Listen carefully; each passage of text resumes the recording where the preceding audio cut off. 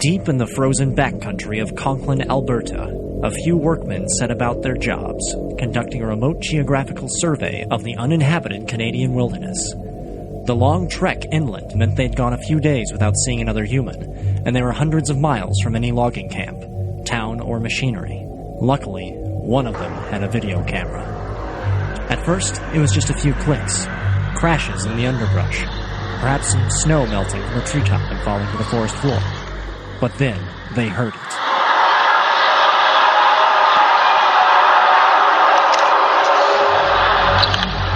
A scream, deeper than any known creature, louder than an earthquake, a deafening roar. Unrelenting, it shook the forest to its core.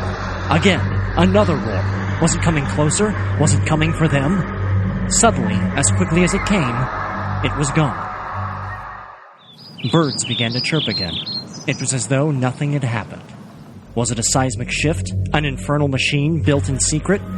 Or was it dragons? No one knew. Perhaps they never would. Some thought the terrible sound would never be heard again. Until it was. In the city of Manitoba. The sound was moving. And it was coming closer.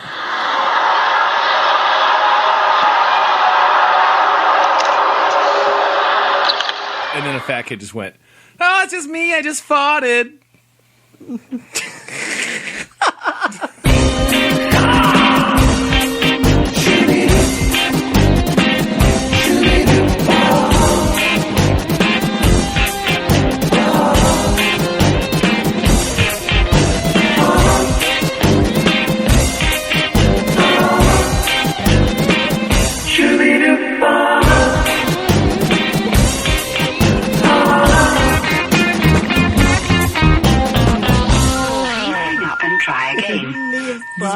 This is fun. I thought you were going to chime in on the dragons line. But... No, I don't know. I thought about the dragons one. I was like, you know what? No one needs to get burned more.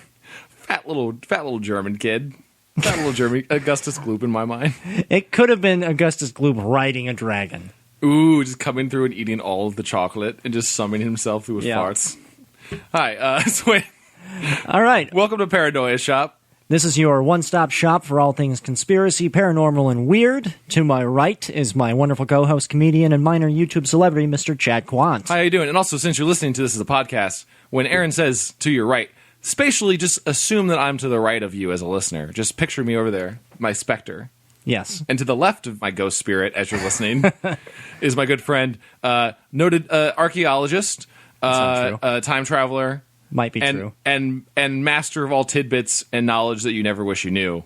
Absolutely true. Mr. Aaron Wolke. Thank you very much. Hi, Aaron. Hi, Chad. This episode is our fourth in an ongoing series. We're still doing it. We're still doing it. Still doing it. Of Paranoia Shop that discusses, anything supernatural, strange, unexplained. This episode is particularly interesting because it's very audio-visual. Right. So let's watch us drop the ball on that. Absolutely. We'll fumble around. It'll be like every slideshow in middle school. Here's my presentation on Gundam Wing, guys. Wait, hold on. I just got to press play. Hang on. That was the actual thing I did in middle school. And you had audio-visual problems? I made a PowerPoint slide about how Gundam Wing was about war. Just fumbled all over. Why would no girl have sex with me in middle school? Sorry. So that's what it's going to be like. Much like a fumbling Chad in middle school trying to explain why the Shenlong Gundam is the best Gundam. This is how we'll purvey knowledge of scary sounds to you. This episode's theme is spooky noises of the unexplained. Ooh. Maybe a door shutting. Maybe a ghost tripping down the stairs. And being really uncomfortable. Maybe an elephant falling down and no sound comes out. That sounds like the worst Zen koan. If an elephant falls down and no one hears it, is it spooky? Or was the carny smothered to death and no one will know? Well, that reminds me, that opening riff was a fairly recent event that occurred, supposedly, in Conklin, Alberta. Someone had a video camera and uploaded the video to YouTube of just some guys walking in the woods, and then they suddenly heard what sounded like Skyrim dragons. flying over the woodlandscape. Right, it's actually a really haunting video because they all look like tough dudes, like Eddie Bauer guys. They do. They look like surveyors, like the guys you'd see in Discovery Channel show before it was all freak show stuff. And if you took that same video footage and CG'd in like a spaceship flying overhead, you could definitely have the intro scene to like a really big summer blockbuster trailer. The way they're kind of looking around spooked and scattered. Well, when I first saw it, I thought it was a publicity stunt. I thought it was some J.J. Abrams or Neil Blomkamp alternative reality game. Yeah, there's also just weird lens flares flying through the sky, just like lights that shouldn't exist. But what's interesting is that apparently after this first video went up, a bunch of copycat videos started going up, some of which were probably fake. But just the fact that it was happening all around the world, like there was one that came from like Chicago or something. Yeah, there's a compilation of 9 or 10 different similar events, all people with cameras running out to different parts of their cities, I believe all around the same date of like January of this year. Was that correct? Yeah. Yeah. It was the January of this year when it was uploaded, and it just sounds like Mothra is attacking, but there's no reason for why this is happening. People just hear this bizarre sort of Transformers noise, and then it's gone. Can we play a sample of that? We heard a little bit in the sample. Let me see if I can pull it up. So this is the Czech Republic. Yeah. January. And there it is. It sounds like a Martian lander or a Reaver. I watched a lot of Godzilla movies as a kid, and they all sounded like that. It was just... Okay, so this is Poland. And again, for context, these are all open wilderness areas. These aren't like cities. Not to go back into the apocalypse, we've already talked about the end of the world, but when they talk about the trumpets blaring, God's ska band, so to speak, blaring out, this is what I'd imagine it'd sound like, just the open skies blaring. This is Canada. In a town. So that's where you hear an ambulance going by. Your ambulances.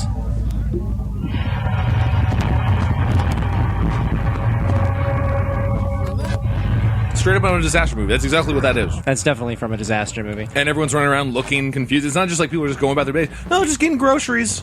Just going to get some organic almond milk. These are people who are all kind of terrified of the sound. It's known as the strange sound phenomenon. If you want to look it up for yourself, you can see hundreds of these videos of this same Mothra-like sound in cities across the globe. It was an oddly viral phenomenon that was occurring at the beginning of this year. If you want YouTube reference, it is currently called Strange Sounds Heard All Around the World, January 2012. We'll tweet it out. By the way, if you do want to email us or tweet at us, we did get our first fan mail. We did. Really excited. It was the best. Speaking of which, if we may plug, if you do ever want to reach us, let's do our plugs in the middle of the show. You can always reach us at Quantum Theory, and you can Aaron at Good Aaron, also paranoiashop@gmail.com. We just got to give a shout out to Anthony Root at Tanona. Yeah, gave us our first fan mail, which was awesome. It was the Wolf Apocalypse from our It was Wolf Apocalypse episodes. done in the style of Six Sad World on Daria. Really cool. So that's really awesome. Thank you. Feel free to send more fan art if you're so inclined, but thank you especially to Anthony Root. That was awesome. Okay, now back to the weird non-science, real science.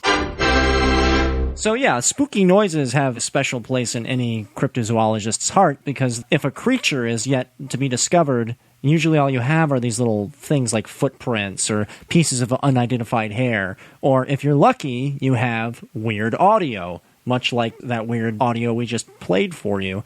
A lot of people were speculating that it was dragons, which I was rooting for, because I want to believe in dragons. You'd like to believe the dragons are still just hanging out in some mountain range somewhere we haven't found. I love that you say still hanging out, like they actually existed at some point. Oh, yeah, no, they... Oh, you're right. Oh, they definitely... Right. Sorry, I forgot about that. No, I want to believe, It's also, if I may, it's just for all of this, this is also... It's also the easiest to fake in some ways. Like, in those videos, if you were there and experiencing that, a sound that echoed around an entire city would be terrifying because it would require such a lot of... You need to have some big dub speakers. You need to have a really bumping stereo system for it to work. But also, as far as just finding evidence on the internet, it seems like the easiest thing to make spooky and replicate and try to pretend. Like, those videos could be fake. They could be, and they probably are, some of them at least. But I do like to think that there are some sounds that are legitimate and just have no easy explanation. And I have a few examples of that, as I'm sure you do. I do too, yeah. If I could go, I want to talk about the hum. The hum is a phenomenon that is experienced in multiple cities and locations throughout the world, throughout time, where small pockets of people all notice a indistinct, strange, rumbling, low-frequency hum. that people will notice for days at a time or one night at a time, also known as the Bristol hum, the Taos hum, or the Bondi hum.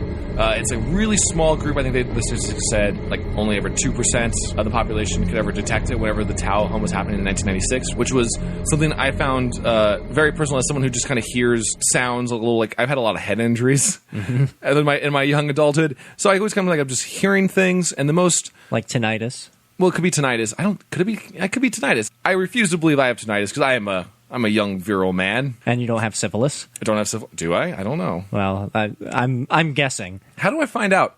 Do I go to the? I believe that's an easily tested thing. Jim. Have you ever been to the doctor? I've been to the free medical clinic. Oh no. I went. I'm getting all of your diseases right now. But anyway, syphilis is a cause of tinnitus, which, if you're not aware, tinnitus is the. I wondered why you're bringing that up. One of its side effects is where you hear a ringing in your ear that's not caused by any actual external source. It's just your ear malfunctioning, but it sounds like a hum or a ring or something to that effect. Right, and so there's a few unique examples of a large group of people in a city or town experiencing all the same, including Kokomo, Indiana.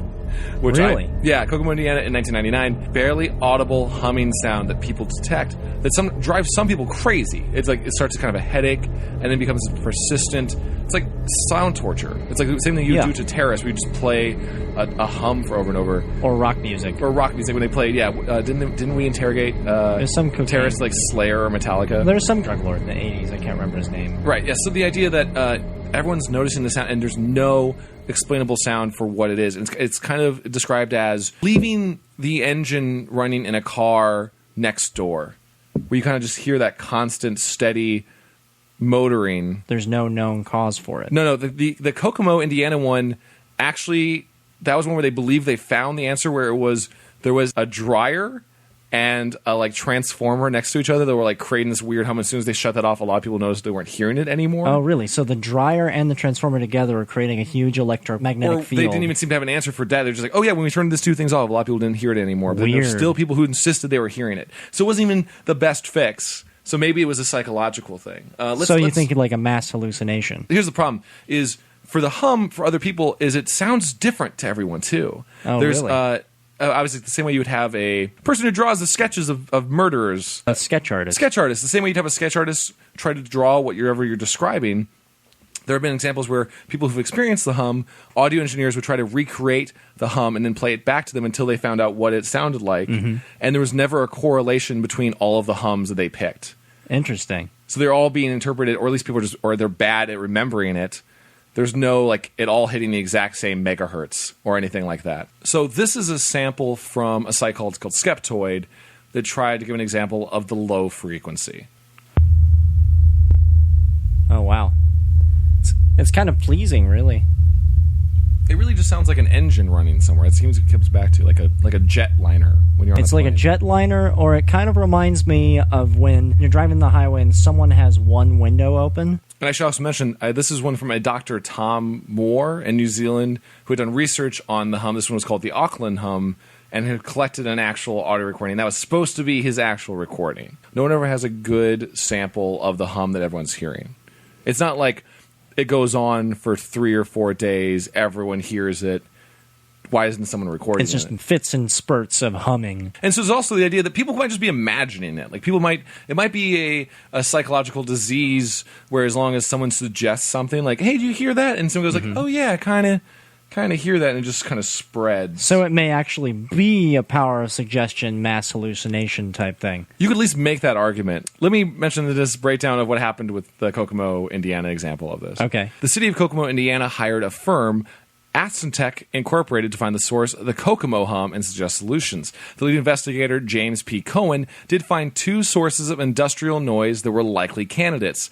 Some cooling fans at the local Chrysler factory emitting a 36 hertz tone, and an air compressor at the Hayes International plant emitting a 10 hertz tone. Those 2 were alleviated, but the complaints did not cease altogether. But some people stopped complaining. So then you wonder, like, did someone say, hey, we got rid of the problem, tell us if you hear any more, and then they just didn't hear it? That would suggest it was the power of suggestion? Or was it just that actually was causing it? Maybe those frequencies hit some perfect cascade resonance. Yeah. Well, this kind of reminds me of is there was an instance in the early Renaissance called the Dancing Plague. What? There's a small village in France, I believe. It was particularly affected by plague and famine, and then suddenly someone goes out into the square and just starts dancing, laughing and dancing. Okay. And you think, oh, that's a crazy person, whatever, ignore them. But then someone comes out, sees them, and starts dancing as well. And it just spread and spread and spread until suddenly everyone in the entire village is just cackling and dancing in the middle of this court square. So really happiness came to town. But here's the thing, it wasn't a happy thing. They started to begin frothing at the mouth, getting dehydrated, passing out. I think at least a couple people died, or at least were severely hospitalized, because they couldn't stop dancing and laughing. And this has happened a few times in Africa as well. It was like a laughing plague. But it makes me wonder if something like that is happening with this hum. Because each hum is different. Each one has like a different situation. But maybe it's like an auditory hallucination by power of suggestion. Yeah, which I hate to think that everyone's imagining. There's also another story in England that NPR did a story on back in like 2011 where the villagers could just predict it to happen between like 11 and like 4 or 5 a.m. every morning and just didn't know where it's coming from. Just a thing they just talk about. Like, oh yeah, the hum comes in. That's terrifying to think about it, right? Like a thing that just lingers and you have to go to conspiracy theory, right? You have to think that there's a death machine being built in the woods somewhere the government's hiding just up. Clicked on. Yeah, or just they have to let it go and they're hoping no one notices. Yeah. Or it's like the angel of death just passing over their village. Well, we put out the lamb's blood. It's fine. Yeah, and like it's a thing where also it doesn't help. I should mention every example of this. Also, on even the examples we played, whenever it's happening, no one's being scientific and being quiet about it. They're all going play a spooky hum. What is that? What? Does anyone else hear that? I can't. I don't know. Anyone else hear what's going on? Someone tell me what's going on.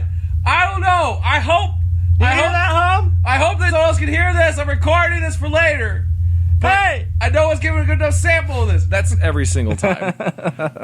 You're tainting your sample. That's not a scientific way to go about it. It's just put it on YouTube. Let's just go crazy with it. What if the hum is like a big conspiracy theory of like a sex toy company and they're building the biggest vibrator ever? Well, I mean, that's certainly possible. And it moves from town to town in the night, much like that giant art installation that moved around the country that was just a giant 57-ton rock. Levitated mass. Is that what's called? Levitated? Yeah. That dumb thing that we spend millions of dollars on to bring to LA. It's just that, but a giant dildo. I feel like that would be the worst viral marketing ever. Unless they reveal it now and they prove that they were in every city in the world. Oh, yeah, they have video of them in every city, like behind in the Czech Republic, they're in the forest, and just like all like, shh. And they're whispering as they turn on a giant 10-story dildo. And then just cut in news footage of the hum started today, and news on the source is yet to be determined. Please go to intimatediscretions.com or whatever. Just like, Adam and Eve. Adam and Eve. Oh god, we're giving away free. Can we? This episode is brought to you by adamandeve.com for all of your sensual lovemaking needs. Propose a better theory for the hum. What do you think the hums are? I think that each one has their own explanation. That's what I think. I think you're probably right. I think that sub-frequency harmonies exist, and they're caused by numerous things. So much electromagnetism being pumped into the universe already just from all these gadgets we have and electric grids and all that. It would not be unheard of for some of those to interact in a weird way and produce an odd noise in certain areas that are populated. So I mean, some of them are completely innocent, like a dryer that's just in someone's basement that's been going for 20 years and everyone can hear. Some of them are potentially sinister, like an alien machine that lands one day in a city and abducted 20 people and we never found out. Exactly. So that one's just a weird general thing that maybe you're going crazy to. There's more scary, weird sounds that we want to hit. There's definitely some scary ones. Hit me up with some. Sorry, I never hated myself more than just saying, hit me up with some spooky sounds there and just like loathe myself. Wicka-wickow. Yeah. Oh. Is that a werewolf? That was me trying to do a werewolf. Okay, that's good. I can do better ones. Good job. So, speaking of odd recorded phenomena that we have auditory evidence of, here's my personal favorite It's something known as the bloop. What? The bloop is a name given to an ultra-low frequency and extremely powerful underwater sound that was detected by the U.S. National Oceanic and Atmospheric Administration, or NOAA, in 1997. The sound source was roughly triangulated to 50 degrees south and 100 degrees west, which is a remote point in the South Pacific Ocean, west of the southern tip of South America, and it was detected several times by the Equatorial Pacific Ocean Autonomous Hydrophone Array, which is a chain of underwater listening posts that was made for submarines that are located around the world in the ocean. What's unique about this sound, this bloop, it was just a big bloop. I can actually play it for you right now. Even as good as that was. Yeah. As good as that was. It sounds like when you fart in a bathtub. Listen up, Home Slice. This is what the bloop sounded like.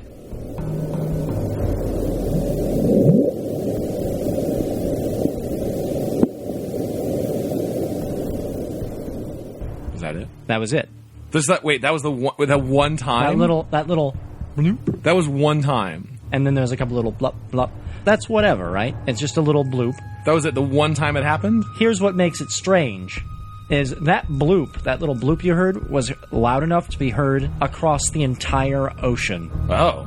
From Greenland, Iceland, to the United Kingdom, all the way down to, like, Polynesia. Not to sound dumb, was it heard more clearly in different areas? Like, yeah, was someone that was closer enough to it where it was just deafening? Near South America. Okay. And then it blooped all the way across the entire ocean. And here's the strange thing. According to NOAA's lead researcher, Dr. Christopher Fox, its origin was not man-made, such as a submarine or bomb, nor by familiar geological events such as volcanoes or earthquakes.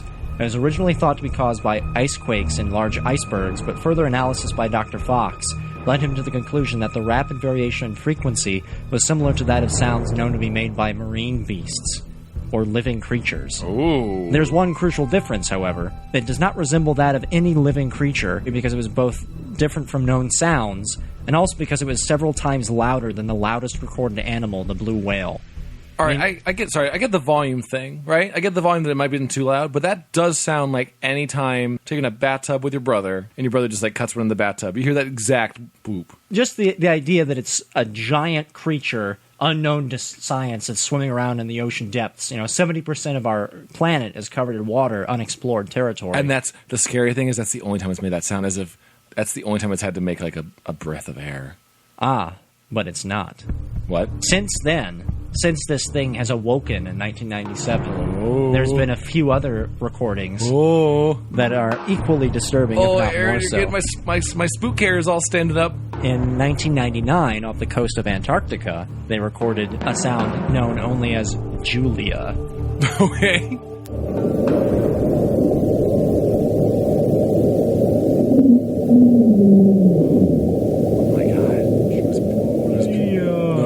Beautiful. I was so wanting this to be a setup where you play the sound only known as Julia, and then it's just like a clip from Seinfeld going like, "You don't cut your candy bars, Mr. Lipton." But isn't that creepier? That sounded like an animal. That sounded like a calling back. I know. And what was the distance between the first and the second? The first one was off the coast of South America. This one was of equal loudness, but it was near Antarctica. But what was the time difference between the two? 2 years. Oh my god. See, that's awesome, because that makes it sound like these creatures are just so ancient and prehistoric, they work on a slow pace. A different time scale. They're like treants from Lord of the Rings. Then here's one that's known as the train sound.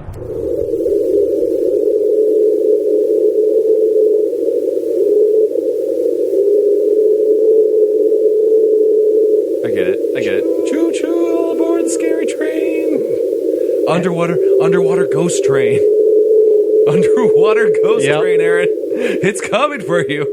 Here's one called Slow Down, which sounds like a 7-minute moan going deeper and deeper.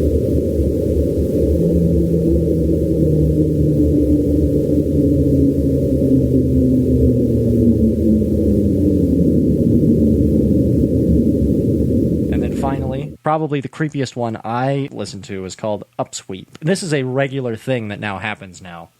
Wait, what are you talking about? This audio that we're about to hear now repeats itself every spring and autumn. What? Like it's powering up and it's getting ready to come and get us? So listen.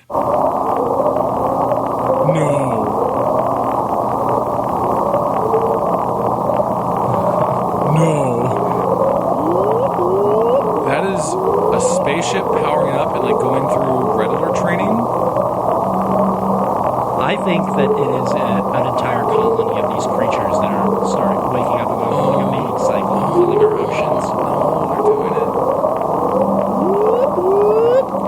it. And again, this is heard across the ocean. This is loud enough to be heard across the entire ocean. Now, the most logical question I would think is if I was Navy Commander of the World, which is a title that is real, is let's find out, like, let's triangulate where they are coming from based on how loud it was from different positions, right? Wouldn't you do that by going like, oh, it was louder by this submarine, so it was clearly closer and try to triangulate a point? And they did. Each one of these comes from a different point. So why are we not deep sea diving and destroying whatever's down there? Because they're the deepest parts of the ocean. We can't get down there. We can't get down there. I thought James Cameron made that No, stuff we and can't. went down there and got... I think that it just costs a lot of money to go that far down, and James Cameron has more important things to do. Okay, seriously, get him on this. Like, play this to him and tell him, hey, you can go down that submarine again. Way more interesting than Titanic. You can find the new kaiju monster, James Cameron, and make a movie off of it. There is a whole race of creatures that are living on the bottom of the ocean. I'm not the only one who has thought this. A lot of people have been as equally fascinated by the bloop as I have and have come up with their own theories. For instance, in the book Fluke, or I Know Why the Winged Whale Sings by Christopher Moore, he suggests it's a living colony known as the Goo. Oh, God. A novel called The Loch says the source of bloop is made by large conger eels, one of which is the true identity of the Loch Ness Monster. Okay. There's another one called The Swarm, in which the bloop is the speech of an intelligent species called the Ur. Are these just at all scientific theories? Are these just them going... These are just I know amateurs. It'll scare everyone. Yeah, these are the scary ones. Okay. But this is by far the freakiest one to me. It turns out that the roughly triangulated position of the original bloop signal is approximately 950 nautical miles, which is a very small amount, from the more precisely described location of R'lyeh, which is the sunken extra-dimensional city written by H.P. Lovecraft, story Call of Cthulhu. Wait. Oh, no. Wait. It is. But H.P. Lovecraft determined the location of that city, right? Like, he wrote that? And that's he wrote down the coordinates, and then the bloop seems to have originated from approximately the same location. So, this is either H.P. Lovecraft people having the best viral marketing for some new book, or H.P. Lovecraft was writing about real things, and in on that shit, and it's finally Cthulhu's coming. Cthulhu's coming. Yay! Cthulhu's coming. Hey, all right. If Cthulhu attacked us, would we be able to take? Because he's a demigod. Like, he's a demigod, right? Like, he's basically he's an intergalactic space being of unfathomable power. But when we say that, like, we still depict him always as just like a basically Godzilla squid monster. Yeah, he's usually depicted as a Godzilla guy with a squid face and bat wings, and claws. Does he have some sort of things that'll keep us from not just firing all of our missiles at him? He probably uses Cthulhu magic or whatever. Okay, so he has like magic. He has magic ability. He could just warp us into a sun or something. Yeah, he would he would cast us into an extra dimensional hell. He's just always depicted as a big monster man, and then just keep on scary, blooping. But like America can take that. Like, America can fire a bunch of missiles at him. I think the idea is that he's so powerful that in the short story Call of Cthulhu, they fire guns at him, but they're so terrified, and he just kind of like bats them aside as we would like a gnat, and doesn't even think about it. And proceeds to almost awaken, but then they manage to sink him again, to arise again in 1997, farting in a bubble bath. There's probably no correlation to any events they've thought of that would have started this. It's not like in Cloverfield where, a satellite fell from space and landed in a ravine and it... Well, I think that Cloverfield might have been based on the bloop and ideas like it. Really? Good job, J.J. Abrams. That is the bloop. That's the loop. Also, race of crab creatures. Oh, another one I read somewhere was that it was a race of crab creatures, and that the clacking of their claws and scraping was making these noises. They're all just like scurrying about each other. Yeah, like not one creature, but a whole race of like hermit crabs on the bottom of the ocean, just having a crab clacking party, just banging. It is time for me to walk sideways into you. And then they go, sex. Yeah, it's like a rave party they have. Oh my god, it's Zoidberg. All right, here's one. I want to, because I like to also have some cynicism to some of this.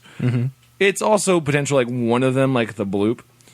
let's just say one of the guys on these submarines is in charge of monitoring them, and like he and his best buddy are like messing around because it's the after hours, and like, hey man, wouldn't this be funny? And one of them just dumps a fat one into the mic, just farts. So you think a guy went scuba diving by one of these hydrophonic arrays and farted, but then that would mean there'd have to be a simultaneous fart at every one of the underwater arrays. They will. I think it would be one of those It'd things. be a like, massive prank. They like massive prank if they all logged in and just like, wouldn't this be really funny? And what if every guy in the ocean is farted by a microphone? Honestly, if your entire job is to sit by and listen to underwater microphones all the time, you're probably down for a good prank. That would be one of the most massively coordinated pranks ever. There's like, let's say there's like 20 or 30 giant underwater monitoring stations. Yeah. And there's 19 of them who are on. It's like, let's get Timmy in the Antarctic station. Let's get Timmy and freak him out. He would do it. That could be the case. But yeah, that's the bloop. Race of underwater creatures coming to kill us. Oh, geez. That's a good one, Aaron. Good job. One thing I kind of want to mention just real quick. Hi, my name's Joey. Hi, my name's Kyle. I'm Kim. I'm Brian. We are all on a show called LOLJK. You can listen to us over at www.godmakespoop.com at the home feed for Explosa Magico. I don't really know what we do, and I don't think we do most times either when we start recording, but come join us. It's a lot of fun! Live recorded chaos. Yeah, if you like listening to people talk over each other, drinking beer, and yelling at each other, I suppose you'll have a good time with us. We have all of the above. I was just thinking how my choice for this was I liked kind of things that no one can explain, but everyone's kind of had to experience. One that's affected me for a while, and I'm so glad to find that other people experience is, I think it counts, is like phantom vibration syndrome, where they do like a phantom ringing, which has never really existed until the days of mobile phones. It's the idea that you don't have your phone in your pocket, since we all have our mobile phones on us because we're ruled by technology, and you're sure you felt it vibrate, and it didn't. It didn't ring. Yeah. You didn't feel it shake, or you don't have your phone at all near you. You just get that kind of like a vibration in your leg in that exact same spot, which has always made me like, I now keep my phone far away from me whenever I have to. I hate the idea of my body imagining technology. Like a phantom limb. It's a phantom limb. Yeah, when you have a phantom limb because your arm is supposed to be part of you and it's not there, so you freak out. Your mind's trying to associate it. The fact that my mind has extended what it defines as your body to your cell phone really bums me out. It does. It's freaky. So yeah, the idea, the other terms for the concept of phantom vibration syndrome or phantom ringing is also known as ringxiety, which sounds it sounds like a dumb headline in like a glamour magazine. Like, oh, man. Do you have ringxiety? Which also would probably be if your boyfriend's not like, how would you like to attract the hottest boys? Ringxiety, or also known as hypervibrochondria, a little bit better. You sound awful. Or faux alarm. That's the worst. I just realized that was a play on words. Yeah. All right, no one's calling it that. No one. That's something having fun with the Wikipedia page. Oh, god damn it. I guess it's also been connected to other examples of that you might have heard it in like doorbells or telephones back when we had wall-mounted telephones. A few other examples, I guess, is humans are apparently more susceptible to hertzes between 1,000 and 6,000, which most mobile phone ringers fall under. So you're just kind of more likely to have that attachment towards it, I guess, opposed to less pleasant sounds. This is all kind of speculation, but since sounds like doorbells and telephones are supposed to be, this is all like kind of designing standpoint, right? That they're supposed to be modeled after nature and be very pleasant sounding, so you're not annoyed when someone comes to your door, that it also means that naturally your brain's more likely to latch onto them. As real phenomena. Like, make your ringtone... Like, for a while, my ringtone was Flagpole Sitta by Harvey Danger. And I loved it, but also never thought I was accidentally hearing Flagpole Sitta by Harvey Danger. You always knew it was yourself. But I do now have my ringtone as, like, the sounds that GLaDOS makes from Portal, like all my texts, and it's a very pleasant little chirp. And I think I'm hearing that all the time when I don't. So there might be, that's just my own personal anecdote, but there might be something there. Or maybe you are in the game Portal right now, and you've been hallucinating the real world. Yeah, it's just, there's nothing really explained to it other than just it's a phenomenon where the brain just associates for it. Yeah. It kind of bums me out. I have no other theories of it. I just wanted to share that it's less of a spooky thing, but more just everyone's noticed that this is a strange Well, it's more of a scientific explanation for some of these auditory hallucinations. True. Yeah, there might be something to it. Well, I do know that for people who suddenly go deaf, you start to hallucinate this sound. It's the most beautiful sound in the world. They describe it as possibly being the origin of the music of the spheres, the idea of there's a musical harmony that connects all things. Whoa. But if you go deaf, your brain becomes so starved, especially if you once had hearing and it went away, your brain becomes so starved for auditory stimuli that you start to just hear almost like a vague choir, like a harmony that pervades your everyday life. The brain's adapting to absolute silence. Wow. And filling in the void with its own constructed remembrance of what music is. I kind of want to be deaf. That sounds I honestly, when I heard about that, I was like, I want music. Well, I can switch it on and off. Yeah. Or what if that fills in other senses? Well, what's interesting is as soon as someone got a cochlear implant after experiencing this music of the spheres for so long, the music went away. Never heard it again. Saddest. But did they try to recreate it? Because they should have done. I think they tried, but I don't think they lost the magic and they just cried every day. They were hearing the voice of God, and then they shut it out. I wonder if there's other senses that have filled that. I remember something about blind people kind of also just seeing things even though they don't have... Like visual hallucinations. Yeah. Especially if you've gone blind. If you lost the sense of taste, I wonder if you would just start still somehow tasting the best peanut butter and jelly sandwich ever. Like, maybe, if I may connect it all together, maybe the numbing senses that are our first case with people who are hearing the hums, maybe they're the select few that haven't had their senses dulled. Maybe there's something suppressing everyone else's hearing so that these few people who can detect the hum are just a little bit more, their ears a little more agile, so to speak. So are you saying they just have better sense of hearing? Or maybe whatever the nature of their lives, they're missing the signals that are also deteriorating in their ears. So whenever that hum does happen, they're picking it up. Oh, interesting. And I'd go sinister with that. I'd say like maybe the government's trying to suppress their hearing or something, so they don't. Ooh, they're superheroes. So like the government works on secret projects that always involve a certain type of frequency, and it would obviously be too distracting. So thus began decades-long plan to just dilute everyone's ears across the globe. So they could work in like secrecy. They can work in a certain sound level. So if we tune into that, we just hear like, all right, Subject 9 is currently talking to this podcast. Alien is resisting. I think that's a Doctor Who episode. Is it really? Yeah, something like that. The silence. The Doctor Who villains work that way. We should write for that. Yeah, we should. I have a couple more examples. Okay, what you got? These two don't have audio examples, but they're just interesting concepts. Okay. One, this is from the deep past. The Colossi of Memnon are two massive stone statues of Pharaoh Amenhotep III. For the past 3,400 years, they've stood in the Theban necropolis across the River Nile from the modern city of Luxor. The original function of the Colossi was to stand guard at the entrance to Amenhotep's mortuary temple, a massive cult center built during the pharaoh's lifetime, where he was worshipped as a god on earth, both before and after his departure from this world. In 27 BC, a large earthquake reportedly shattered the eastern colossus, collapsing it from the waist up and cracking the lower half. Following the rupture, the remaining lower half of the statue was then reputed to sing on various occasions, always within an hour or two of sunrise, usually right at dawn. The description varied. The historian Strabo said it sounded like a blow. Pausanias compared it to the string of a lyre breaking, but it was also described as the striking of brass or whistling. The earliest report in literature was from Strabo, who claimed to have heard the sound during a visit in 20 BC, by which time it was apparently well known. The luck that hearing it was reputed to bring, and the reputation of the statue's oracular powers became known outside of Egypt, and a constant stream of visitors, including several Roman emperors, came to marvel at the statues. The last recorded reliable mention of the sound was from 196 AD, when Emperor Septimus Severus tried to curry favor with the oracle, but did not hear the sound. So very likely someone's just in those statues.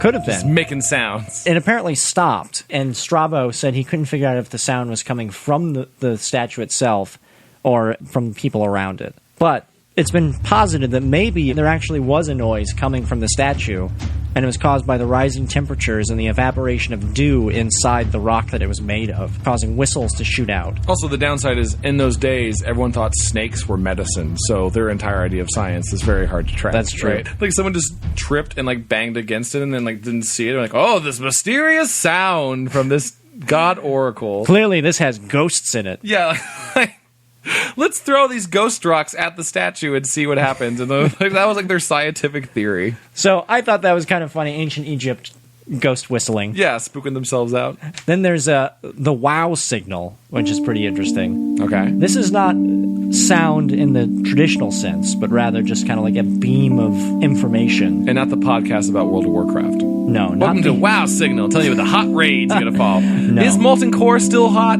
or is it pretty lame? Sorry, go.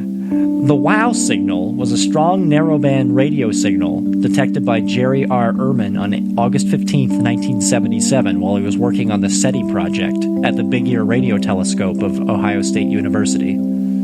The signal bore the expected hallmarks of non-terrestrial and non-solar system origin. It lasted for a full 72-second window that the Big Ear was able to observe it and has not been detected again. The signal has been the subject of significant media attention. Sorry, what is the Big Ear? I'm sorry, I missed something. The Big Ear Radio Telescope. Oh, okay. It's part of the SETI, the Search for Extraterrestrial Intelligence. Does it actually look like a giant ear on the outside? Like they just I mean, it doesn't need it whatsoever, but they sculpted it to look like a giant ear. It's more of like a giant satellite. I guess a deformed ear. No, I'm just depicting like the guy who's building it is like, listen, I know you just want a giant satellite dish, but let's make it like artistic, and they just built a giant steel, ridiculous ear. A giant ear. Yeah. Well, it's called the wow signal because it matched the exact signature that extraterrestrial messages were supposed to follow. Wait. So we were contacted, but it never happened again. So we because we send out a signal, right? We're doing that whole like sci-fi trope, and then like we got one back. And we what? And we circled it, and it's called the wow signal because the astronomer circled it and just wrote in giant red letters "Wow" next to it on the page. But it's never happened again. So we sent out a signal and got one back.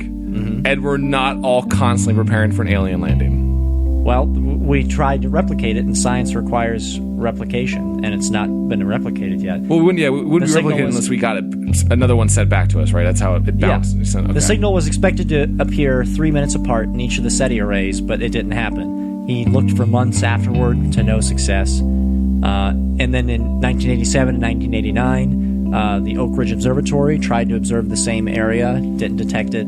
In 1995, a new system software tried to detect it, but nothing. Are they not constantly trying to detect it, or are they just only... Well, there's the origin of the WOW signal is complicated, but it's believed to have come from Sagittarius, and the nearest habitable star is Tau Sagittarii. The idea, right, is the signal... We're sending out some sort of message that we believe or hope that a race would look at and see that it's an intelligent sound, right? That's the whole idea. And we're also listening. The SETI program is all about listening. It's literally us just going, hey! That's all we're doing. And we're waiting for something to come back that isn't a naturally occurring And something that came back that was an echo of the hey? Or was it just like No, something it was like a unique signal that was beamed right at us. This changes everything.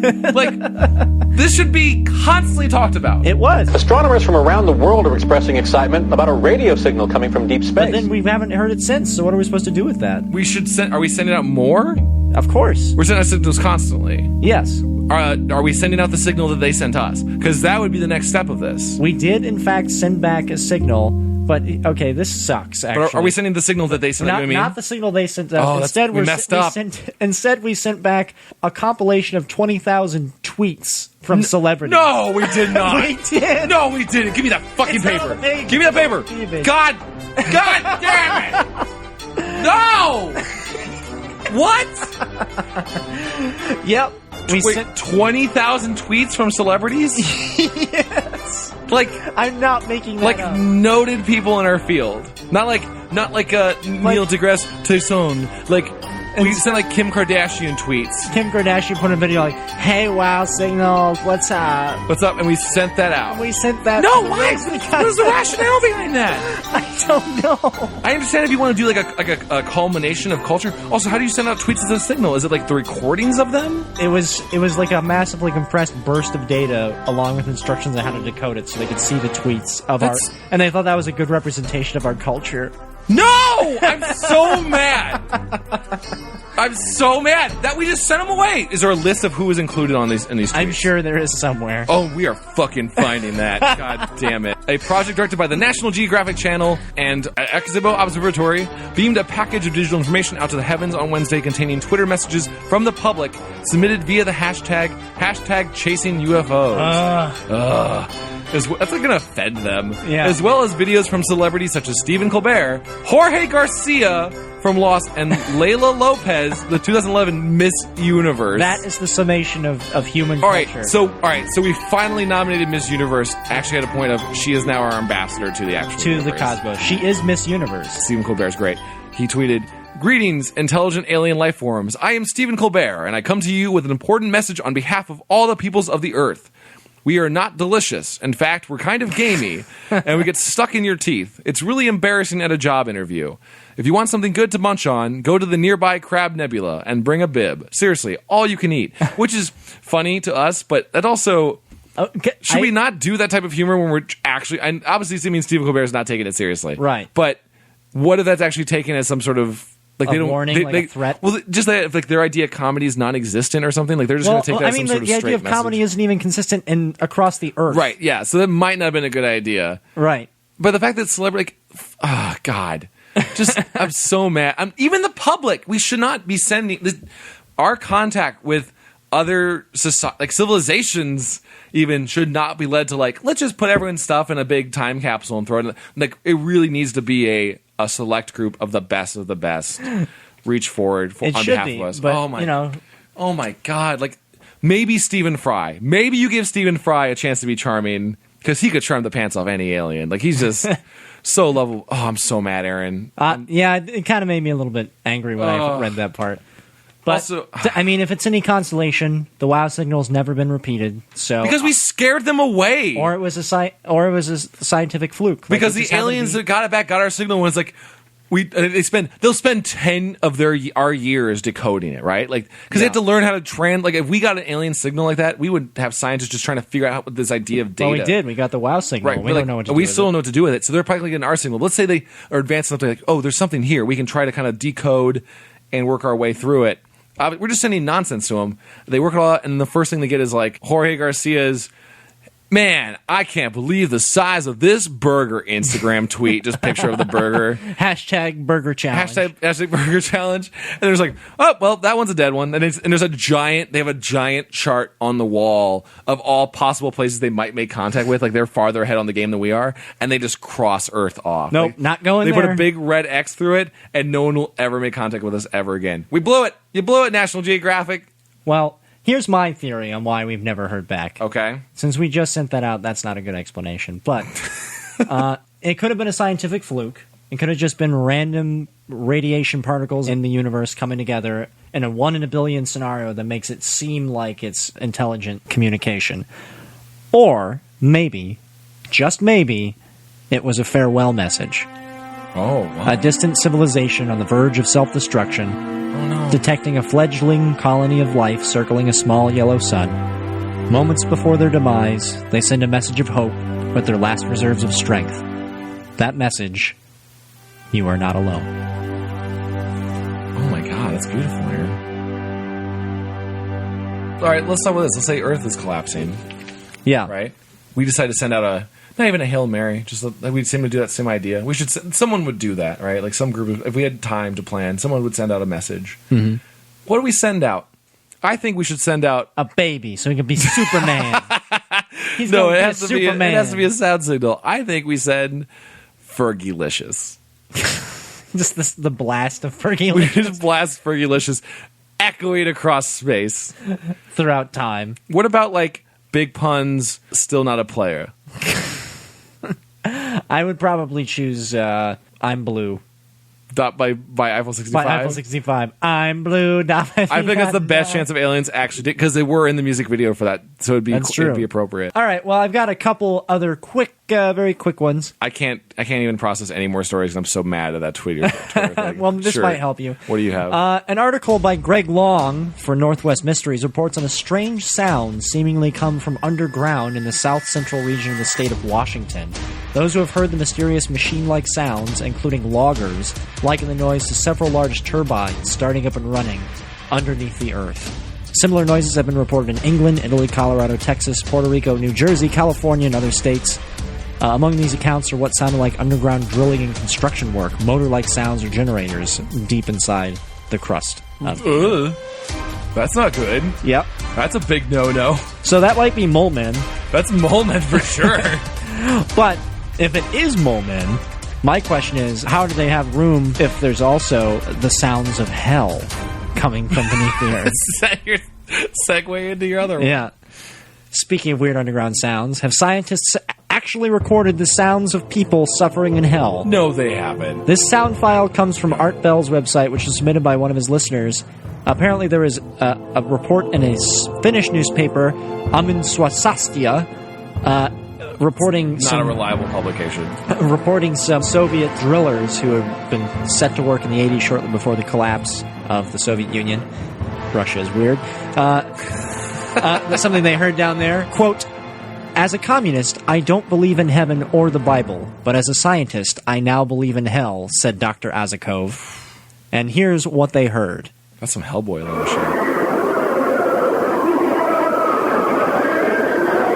Somewhere in Soviet Russia, they were supposedly drilling 14.4 kilometers into the earth and then stopped abruptly when they heard the screams of the damned. And this is supposedly the sound of misbegotten souls. That does sound like anything. But it also just sounds like a college basketball game. It also sounds like maybe it's just a nearby underground Russian sex club. They were just mining down. Because Russia's very unorganized, so it's very likely that there's a coal mine right next to it, sex club, and that's like the third or fourth tier basement level. So the rest of the quote goes, "Needless to say, we were shocked to make such a discovery, but we know what we saw and what we heard, and we are absolutely convinced that we drilled through the gates of hell," Dr. Azakov continued. "The drill suddenly began to rotate wildly, indicating we had reached a large empty pocket or cavern. Temperature sensors showed a dramatic increase in heat to 2,000 degrees Fahrenheit. We lowered a microphone designed to detect the sounds of plate movements down the shaft, but instead, the plate movements, we heard a human voice screaming in pain. At first, we thought the sound was coming from our own equipment, but then we made adjustments and our worst suspicions were confirmed. The screams weren't those of a single human. They were the screams of millions of humans." And then they abandoned the hole, and it's just there, or Now what? there's just a hole to hell in Siberia. Okay. Have we never filled that in? Yep. We should get on that. Or keep going, or one of those two options. Nah, Siberia's a pretty big place. It'll be fine. Hell'll take a couple years to take over. Yeah, to spread. I feel like you should put some cement on that, or keep going. It's possible that they just opened up a volcano, at the very least. Oh, good. Yeah. All of those we should just not be digging. We Yeah. should just really not be digging. Just stop digging. The mole men with their infernal machines beneath the crust, or you'll hit the If it's hellhole. mole men, what they're doing, because this is what you should do, is you spend decades using your engines of war to dig out caverns below all of our major cities and then sink them. Much like the Locust in Gears of War. Basically, you just spring your war at everyone at once, and you just take those few key structures out, and then suddenly Seattle's just gone. It just collapsed 1,000 miles below, and you had no idea ever. I think what it was that there's not hell and mole men. I think they just drilled into like a mole man torture chamber. Ooh, that's a good... Or, a mole man sex dungeon. They were screams of pleasure. When Mole man pleasure. mole which sounds sounds are like screams of horrifying. pain. I love this. The claws are not pleasurable in any part of my body. Oh, yeah. Ah, yeah. They're all just like Jersey guys, just like probably guys with balls. Just stinky sweat. Kiss my snout. Kiss my weird cat weasel snout. I'm a starface mole. That makes me exotic. I have a thing for. I only date starfish face moles. It's like yellow fever. Oh, God. Okay, I think that's probably the best place to end it after Mole Jersey Sex Dungeon. To go from there, we started off pretty strong and scientific, and like always, we devolved into the thoughts of 13-year-old boys. Well, anything is possible when you're talking about spooky sounds of the unexplained. You're gonna play this organ effect right there, aren't you?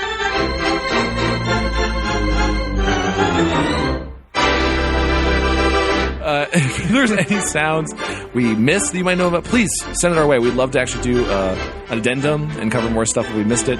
Or if there's some other stuff you think we should just hit on the podcast for future episodes, you can hit us on Twitter. We already done our plugs, but again, you can hit us up on Twitter at Quantum Theory. That's QUANDTUM Theory. You can hit up Aaron At Good Aaron. It's a lot easier to pronounce and spell. Very simple. Or if you want to listen to us, more episodes, you can find us on iTunes, right? We're on iTunes. We're on a lot of places. You can hit us on iTunes. Or you can go to tinyurl.com/explosopodcast or look us up on Feedburner. That's the entire network. All the shows on it. We're all there. You can find our episodes on there as well. And also just email us at paranoiashop@gmail.com. We love hearing back from you guys. It's really, really cool. Because otherwise, we're just in my hot room talking about mole sex dungeons on a Saturday afternoon rather than living life. This is what we do. Actually, Aaron, I have a really good idea. So since we don't have the book of Criswell to read from, I just pulled up. This is the message that Miss Universe tweeted out into space to be sent as a signal. Oh God! Let's listen to. Okay, what we got? All right. Let's give her a little bit of a chance. Hello, space creatures. I'm Leila Lopez, Miss Universe 2011. Here on Earth, we have a beauty pageant called Miss Universe that is watched by 1 billion people. This year, I represented my country of Angola, and I beat 88 other countries. Being Miss Universe means that I am the most beautiful girl in the universe. That we know of. So, if you have someone you'd like to compete, please let me know and I'll take her on. I don't know what she would look like in a swimsuit, but maybe she can win this crown. Take her! Oh my God! How pretty is that? Hold up her stupid crown. But if you come to attack, please don't hurt my face. Espero verte em breve. Ciao. That was the message we sent into space. All right, so We're fucking doomed. Come down and kill her, space warriors. We promise, if you kill us, we won't send any more of that. All right, we're just mad. Let's just go. All right. Bye. Thanks for listening, guys. Thanks for watching. And that goes for you, too, out in space. And whoever else is listening out there. Just come murder us.